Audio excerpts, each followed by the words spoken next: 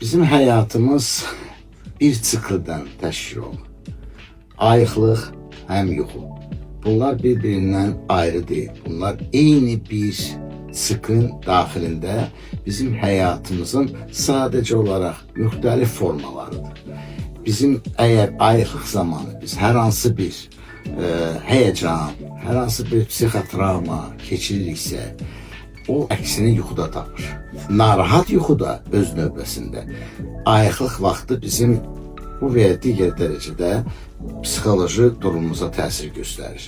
Ona görə də insanın sağlamlığı, onun ruhi sağlamlığı, onun daxili tarazlığı mütləq surətdə bu iki prosesin bir yerdə, vəhdət şəkildə demək, tənzimindən irəli gəlir.